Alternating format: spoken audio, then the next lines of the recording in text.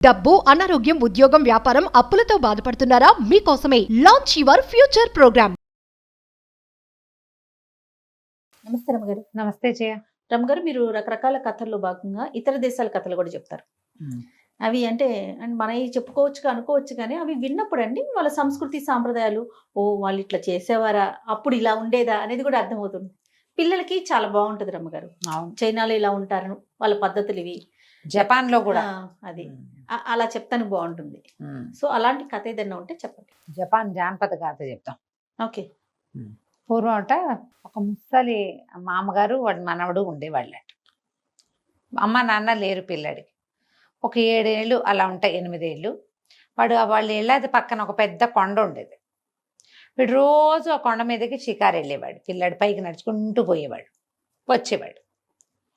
ఈ వెళ్తూ వస్తూ ఉంటే వాడికి ఒక గుహ కనపడేది.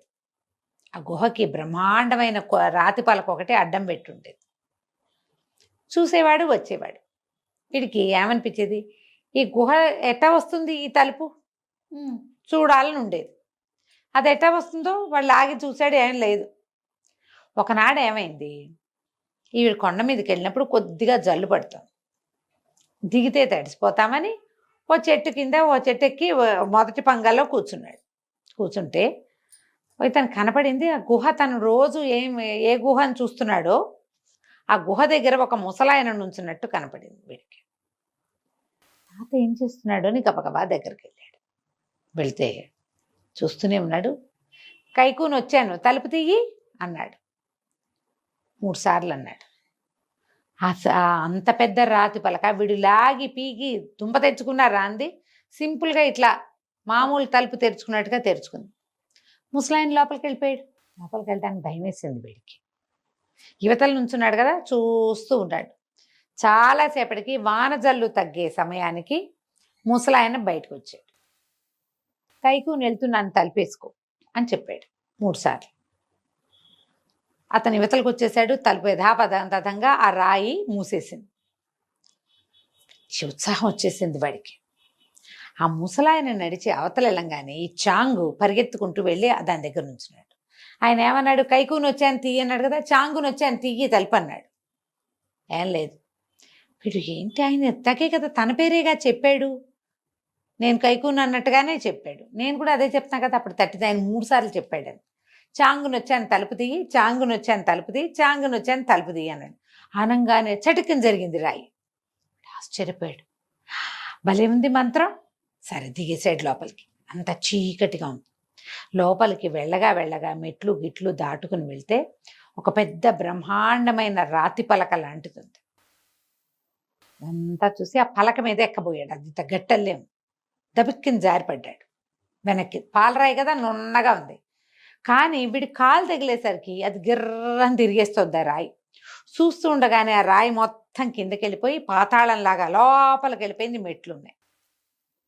దిగాడు. అక్కడ తలుపు ఉంది. వీడికి మంత్రం వచ్చుగా, కైకూని వచ్చాను తలుపుది అంటాం, చాంగుని వచ్చాను తలుపుది అని 3 సార్లు అన్నాడు. ఆ తలుపు కూడా తెరుచుకుంది. లోపల ఎన్ని భవనాలు, ఎన్ని తోటలో, ఎన్ని రకాల పళ్ళు కాయలు, ఏమిటేమిటో పక్షులు. ఎక్కడి నుంచో కాంతి కిరణం ఇట్లా కిందకి పడినప్పుడల్లా ఒక కొత్త రంగు వస్తూ ఇంద్రధనస్సులాగా ఎంతో బాగుంది. వాడు అదంతా కలయి తిరిగాడు, మొత్తం చూశాడు. చూసి ఎవ్వరు లేరు లోపల. దాని అందం పట్టలేకుండా ఉంది. సరే మెల్లిగా ఒక్కో తలుపు వేసుకుంటూ పైకి వచ్చేసాడు. వచ్చేసి పైకి వచ్చి ఆ తలుపుగా అప్పటికి బాగా చీకటి పడిపోయింది. ఆ తలుపును కూడా క్లోజ్ చేసేసాడు. ఇంటికి నడుచుకుంటూ వచ్చాడు. గాల్లో తేలిపోతున్నట్టుంది వాడికి సంతోషానికి. ఎన్నాళ్ల నుంచో ఆ రాతి పలకను చూస్తున్నాడు వాడు. దాన్ని తీసే మార్గం తెలిసిపోయింది. ఈ యొక్క నాయనమ్మకి కథలుగా వర్ణించి చెప్పాడు. ఆ నాయనమ్మ ఒరే అట్టటి వింతలు విడ్డూరాలు ఏనాడు చూడలేదురా, నాకు కూడా చూడాలంది, నన్ను తీసుకెళ్ళరా అని అడగటం మొదలుపెట్టి. ఆ వారం వినది. వచ్చే వారం తీసుకెళ్తానన్నాడు. వచ్చే వారం మధ్యాహ్నం అయ్యాక నాయనమ్మని వ్యాహ్యాలకి బయలుదేరితీశాడు. ఎవ్వరూ లేరు తలుపు దగ్గర. వీడికి మంత్రాలు వచ్చు కదా, ఏముంది ఇదే, నేను చాంగుని వచ్చాను తలుపు తీయి అంటాం. వెళ్ళక్కడి నుంచున్నాడు. మళ్ళీ మంత్రం చదివాడు. తలుపులు తెరుచుకున్నాయి. కిందకి వెళ్ళాడు. ఆ రాతి పలక తెరిచాడు. నాయనమ్మని వెంబడి పెట్టు తీసుకుపోయాడు లోపలికి. అన్నీ చూసింది కళ్ళారా నాయనమ్మ. ఎంత సంతోషించిందో. కేరింతలు కొట్టారు నాయనమ్మ మనవడు ఇద్దరు కలిసి. పైకి వచ్చేసారు. వచ్చేసి చివరి డోరు వేసేసరికి నాయనమ్మ లేదు. ఏది నాయనమ్మ మాయమైపోయింది. ఓహో గోల పెట్టేశాడు. మళ్ళీ లోపలికి వచ్చాడు. అంతా వెతికాడు, ఎక్కడా కనపడలేదు. వాడు 3 ద్వారాలు దిగాలి. ఒక ద్వారం దిగి వచ్చాక రాతి పలక మీదకి కాలంటిస్తే తీర్చుకుంటుంది, దిగుతుంది. కింద మళ్ళీ ఇంకో తలుపు ఉంది, అందులోంచి వెళ్తే ఇంకో తలుపు వచ్చింది. మొత్తం తలుపులు మళ్ళీ ఓపెన్ చేశాడు. మళ్ళీ చూశాడు, ఎక్కడా నాయనమ్మ జాడ కూడా లేదు. లబలబలాడుతూ పైకి వచ్చాడు, ఏడుస్తూ. పైకి వచ్చేసరికల్లా ఆ పైకి వచ్చేసాక కైకు తాత మొట్టమొదటి కైకుని వచ్చానని అన్నాడుగా, ఆ ముసలాయన కనపడ్డాడు.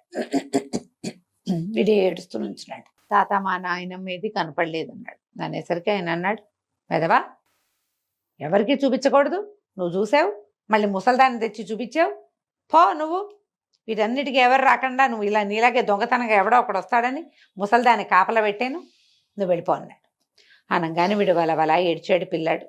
నేను ఒక్కడినే ఎలా ఉండను, మా నాయనమ్మ లేకుండా ఉండలేను, నాకు అమ్మా నాన్న లేరు, మా నాయనమ్మ కూడా నన్ను లేకుండా నన్ను చూడకుండా ఉండలేదు. 1 గంట ఆలస్యం అయితే గోలు పెట్టి ఏడ్చి కేకలు పెట్టి వాకిలి ఇల్లు ఏకం చేస్తుంది.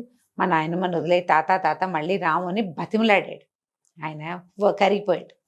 కరిగిపోయి పిచ్చి వెదవా, నువ్వు బాగానే ఉంటావు, మీ నాయనమ్మ బాగానే ఉంటుంది, నువ్వు పట్టపురాజుకు అల్లుడు అవుతావని చెప్పాను, మీ నాయనమ్మ సంతోషంగా ఉంది, నీ బెంగేం లేదు, ఇక్కడ కాపలా ఉంటుంది, ఉండని, నువ్వు వెళ్ళు, నువ్వు ఎప్పుడు కావాలంటే అప్పుడు రావచ్చు, వారానికి 1 రోజు వచ్చి మీ నాయనమ్మతో గడుపు, నువ్వు ఇంటికి వెళ్ళిపో, ఇంటి పక్క వాళ్ళు నిన్ను చూసుకుంటారు, నీకు పట్టపురాజు కూతురు నీ పెళ్ళాం అవుతుంది, వెళ్ళిపోమన్నాడు. ఈ 7-8 ఏళ్ల పిల్లాడు ఇంకా నాయనమ్మని వదిలేసి ఇంటికి వెళ్ళిపోయాడు. ఆ పక్క ఇంట్లో వాళ్ళు చక్కగా చూసుకున్నారు వీడిని. వాడికి పనులొచ్చు, కొంత పని పాట వచ్చు, ఆ ఊళ్ళలో చేసే వ్యవహారాలు ఉంటాయి కదా, మన ఏమిటి పట్టు పురుగుల్ని వాటిని చేయటం, అవి ఏమిటో చేసేవాళ్ళు, అవన్నీ చేసేవాడు. అయితే ఈ పక్కింటి వాళ్ళు ఆ రోజు అడవికి వెళ్తే వాళ్ళకు ఒక శిశువు దొరికింది, ఆడపిల్ల. అడవిలో దొరికింది చక్కటి పిల్ల, చంటి పిల్ల. ఆ పిల్లని తెచ్చుకుని పెంచుకున్నారు. దానికి 12 ఏళ్ళు వచ్చాక ఈ చాంగ్కి అప్పటికి 20 ఏళ్ళో ఉంటాయి, 21. చాంగ్కి ఇచ్చి పెళ్లి చేశారు. మరి వాడిని వాళ్ళే చూసుకుంటున్నారు కదా ఇన్నాళ్ళు. ఆ పిల్ల కూడా ఆ పక్కింట్లోనే పెరిగింది, పెళ్ళైపోయింది. ఈ అబ్బాయి తనకి పట్టపురాజు మావగారు వస్తారన్న మాట మర్చిపోయాడు, అది గుర్తులేదు అసలు. కానీ వారం వారం వెళ్ళి నాయనమ్మని చూసి వచ్చేవాడు. ఆవిడ సంతోషంగా ఉండేది. కిందకి వెళ్తే అన్ని పళ్ళు గిళ్ళు మంచివి కోసుకొని తినేవాడు, నాయనమ్మతో స్పెండ్ చేసేవాడు, ఒక పూటంతా వచ్చేసేవాడు. ఆ రహస్యాన్ని ఊళ్ళో ఎవరికి వాడు ఏనాడు చెప్పల. అలా చెప్పకుండా ఉండేదాన్ని ఆ కైకు ముసలాయన ఏదో చేసాడు వాడి మీద, రహస్యం బయట పడలేదు. వెళ్తూ వస్తూ ఉండేవాడు. అయితే ఏమైంది, చాంగుకు పెళ్ళైపోయింది, పిల్లవాడు కులాసాగా ఉన్నారు. 1 ఏడాది గడిచింది. గడిచాక ఏమైంది, ఒకనాడు ఓ భార్య భర్త ఎవరో ఒక 3 మనుషులు వచ్చారు వాకిట్లోకి. మంచినీళ్ళు ఇవ్వమని అడిగారు. చాంగు వాకిట్లో కూర్చుని, లోపలికి వెళ్ళండి మా ఆవిడుంది, మంచినీళ్ళు ఇస్తుంది అన్నాడు. వాళ్ళు లోపలికి వెళ్ళారు. ఒక ఆవిడ ఇట లోపలికి వెళ్ళి కూర్చుని, 2 ఆడవాళ్ళు 1 మగాయన అనమాట. ఆ చాప మీద కూర్చున్నారు. ఈ చాంగు భార్య ఏం చేసింది, మంచినీళ్ళు పుచ్చుకొచ్చింది కూజాతోటి. పుచ్చుకొచ్చేసరికి అలా కింద కూర్చుని ఆవిడ ఒక బుదుటి లేచి, మా అమ్మాయి మా తల్లే దొరికేవా అని కావలిచ్చుకుంది. 2వ మనిషి ఏమో కేకలు పెట్టింది, బాబు బాబు రండి, మీరు అమ్మగారు ఏదో గొడవ చేస్తున్నారని కేకలు పెడితే వాళ్ళు బయట కూర్చున్న మొగాయన ఈ చాంగు ఇద్దరు గబగబా లోపలికి వెళ్ళారు.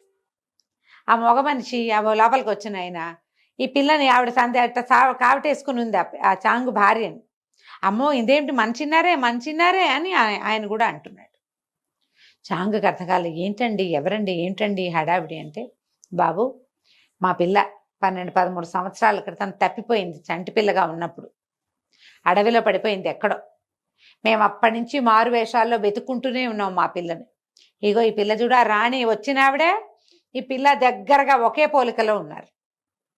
వాళ్ళు వచ్చింది ఎవరు, రాజు రాణి.